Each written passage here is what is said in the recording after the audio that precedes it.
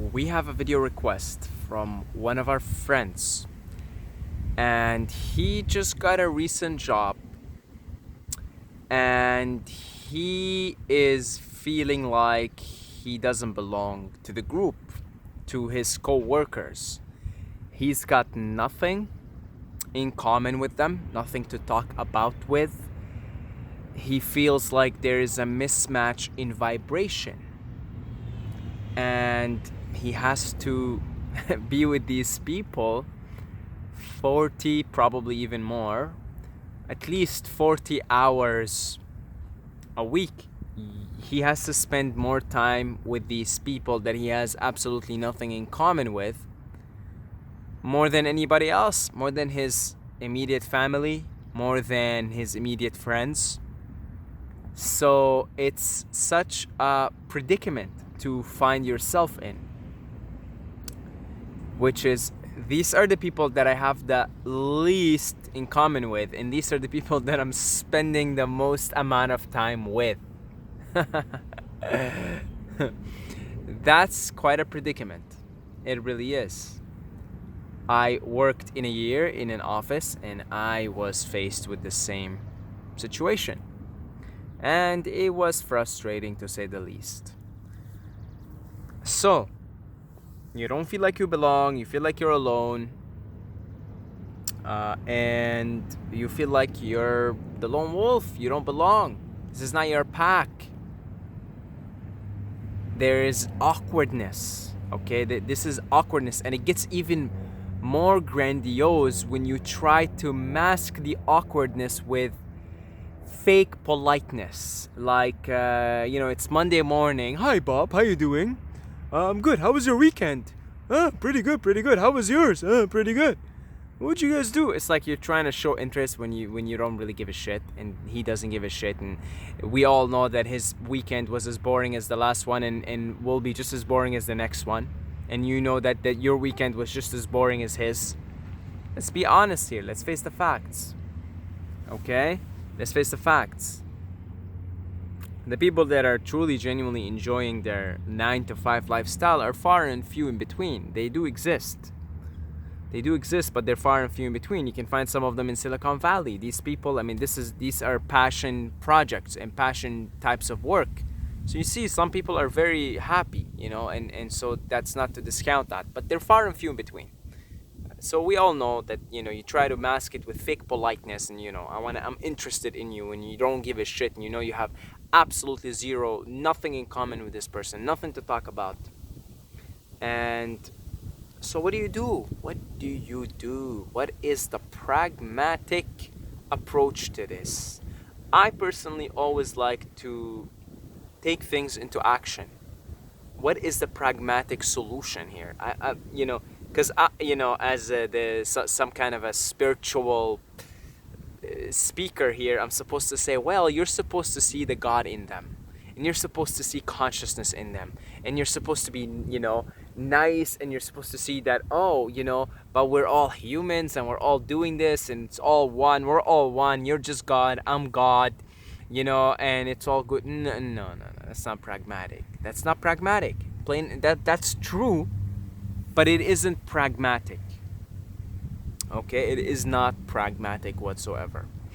Okay, so life comes in seasons. The nature of Maya, the nature of this illusion that we live in, the nature of the matrix of life, of nature itself, of the physical universe, is that it's never in still. It's constantly in motion, and seasons come in and out of our life. Okay, and situations come to us for whatever reason. Sometimes I just feel like they just happen randomly. But nevertheless, I look back and I ask myself, a year ago, a little bit more, I was working in a coffee shop. And less than a year, I worked in another coffee shop back in 9 months ago, actually.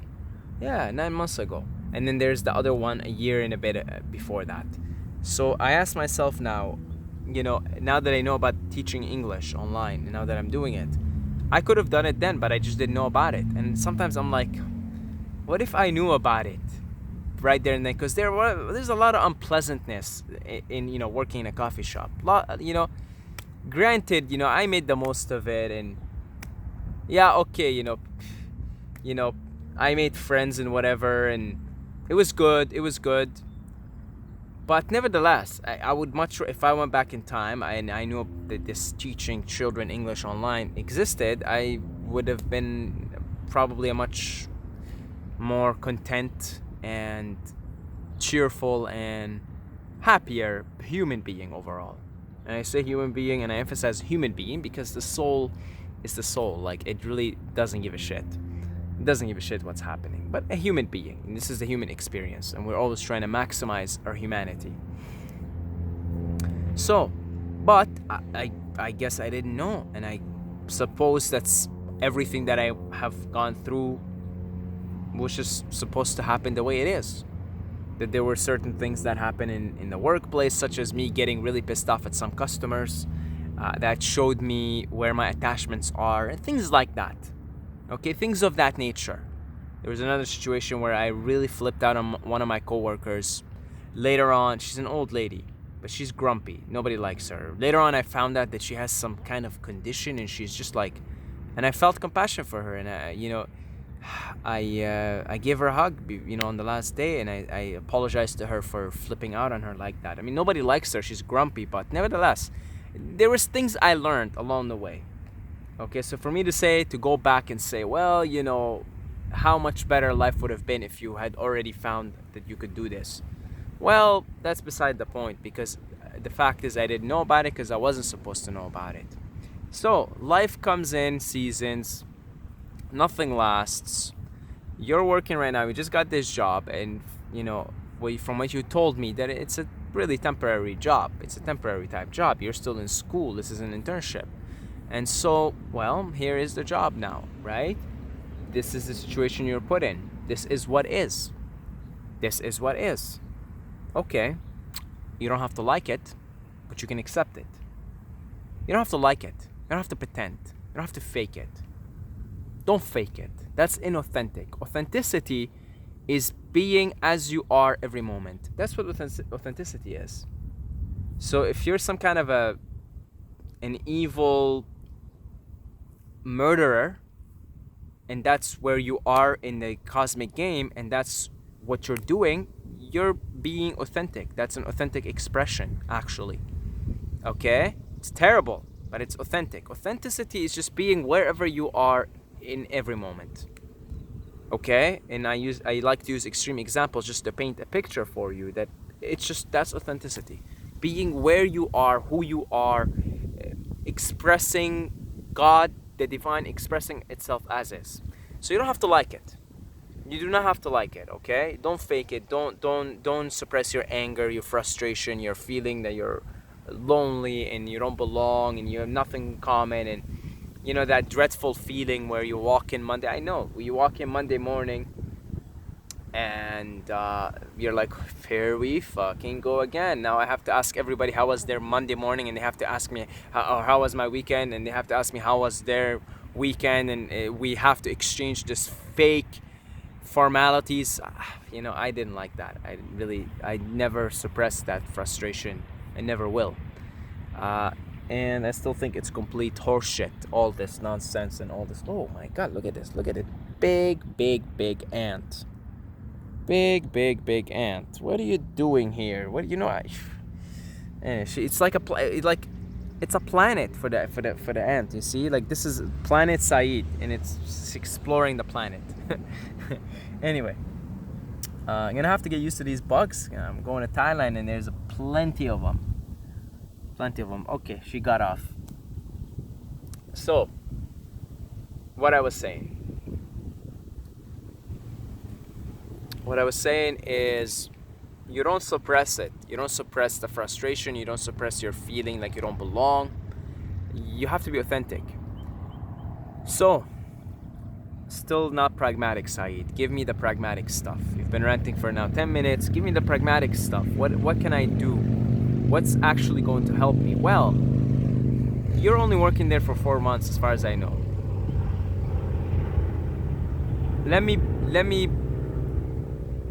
put it to you this way. 95% of wherever you're going to work, if you are going to pursue this work lifestyle, 9 to 5, Monday to Friday, work for a company, is going to be similar. It's going to be a similar vibe. Okay, there are obviously companies that are going to be more desirable to work for, and they have a more positive outlook and more of a coherent, cooperative feeling to it. Like the last coffee shop I worked for was definitely much better in that sense than the previous one. But at the end of the day, it's the same shit. It's the same shit. It just it smells better. It's kind of like if you're eating all meat and dairy, your shit just stinks terrible. But if you're eating fruits, it stinks less. It smells less violent and foul. That's all it is. Okay, that's really all it is. It's still shit. It's still shit. So look, you know, most of the jobs you're gonna get are gonna be shit.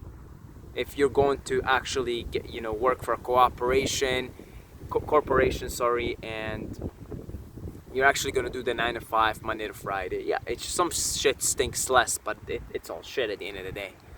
It's all shit. It's all feces. So you take what you will out of the experience and you start to think long term, how can I not do this? Okay, these contrast, you have to understand how important contrast is in the human experience.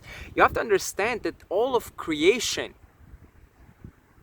the purpose of creation, the purpose of God creating all this, experiencing itself in all these manifestations, and experiencing itself as separate, and creating the contrast of evil, darkness, decay, is to know itself. And so contrast is like a corner, it's the foundation for all of creation. God needs contrast to know God. Because God is pure awareness, okay? But when you're pure awareness, you're not aware of yourself. So you have to create all this and create the contrast to come closer to the light, if you will, and appreciate your beauty. For example, we have all the contrast, cities, pollution.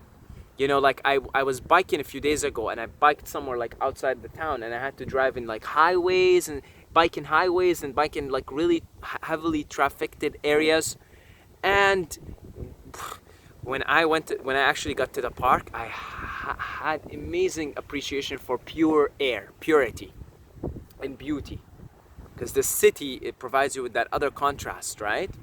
That sort of the decay and evil and darkness, that decay, which is all just, again, the play of the divine. Because it to know itself as purity, as beauty, it wants to experience itself in that other contrast. So right now you're experiencing that contrast, which is I'm not belonging, I don't like this, you know, I feel awkwardness. There's awkwardness between me and these people, and yet I have to spend more time with them than anybody else in my life, which I might actually have something in common with. And that's when the sense of loneliness comes in, because you have friends, you know, and yet you might see them like once a week or once every 3 weeks. You know, as you and all your friends get jobs, you see them once a month, you know, because everybody's so busy. So then you're left with your coworkers who you have nothing in common with. And I mean, here you are, like, let's say you're into consciousness and you're into, you know, meditation and astral projection, and these people are into sports, and they're still talking about their favorite food and their favorite this and that, and their favorite TV show, and you're like way past that level now, and here you are, you're dealing with these people. You have to be with them more than anybody else. So then that contrast provides you with the necessary drive for you, because to be honest with you, the ultimate solution here is go figure out another system to live. This isn't the only system. That's the ultimate solution. Otherwise, you're going to be jumping around from company to company, from job to job, hoping that the stars align and somehow this is the perfect dream job, which probably isn't going to happen, because you're always going to meet the same type of people. in in these environments, it's the same type of people. They go drink beer and watch sports on Saturdays and Friday nights and Saturday nights. They go to Wild Wings and Burger King and McDonald's and all that. They do society shit. What society does, what mainstream society does. So wherever you go, that's gonna be it. Now I know you personally, and so you're not that. You're not like a typical mainstream robot in this societal matrix. You're not. You're more of a conscious being. So I'm telling you right now, I'm talking to you guys, I know a lot of you guys in similar situations are about to, because this is a more conscious audience. You wouldn't be watching this video if you weren't at a certain level of consciousness to hear some of the messages here that are being dropped. Yeah, it's the same shit. Whether you eat all fruits or all meat, just one shit stinks more than the other, but they all still shit, feces. Pardon my French. Or should I say, pardon my Arabic. Okay, pardon my Arabic. Arabic can be a very violent language, by the way. Okay, some of the swear words in Arabic are downright nasty. Like, just even they sound like, what did you just say?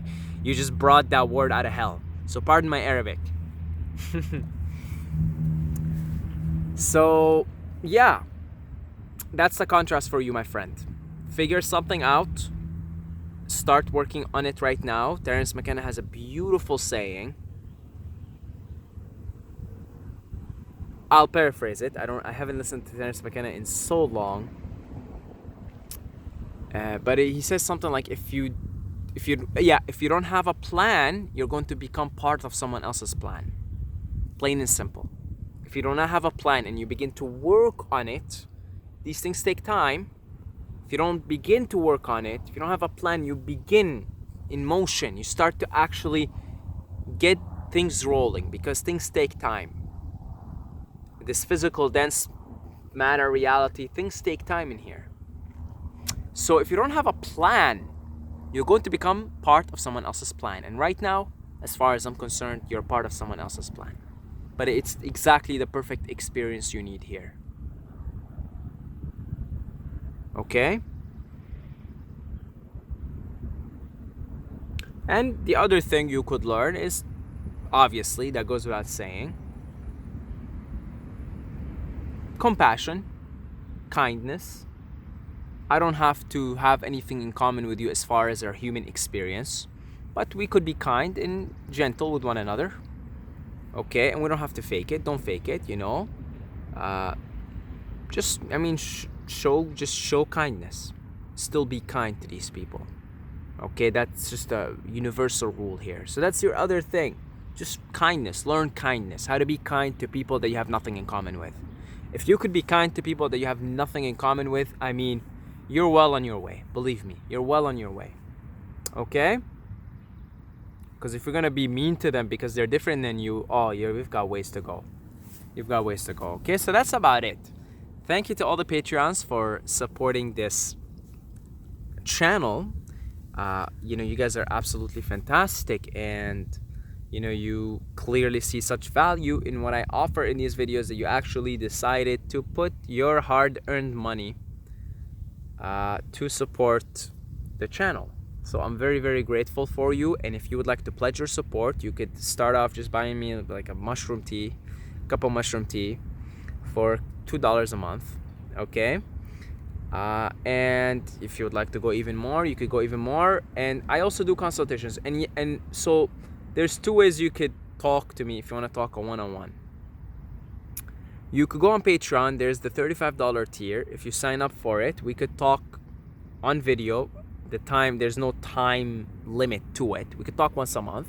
Or you could book a one-on-one consultation. All the links for the Patreon, for the consultations, down in the description.